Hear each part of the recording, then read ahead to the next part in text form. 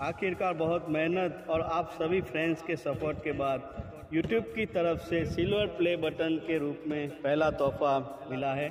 मुझे आशा है आगे भी आप सभी फ्रेंड्स का प्यार ऐसे ही रहेगा और ऐसे ही हम और आप आगे गोल्डन सफ़र मतलब गोल्डन प्ले बटन की तरफ जारी रखेंगे।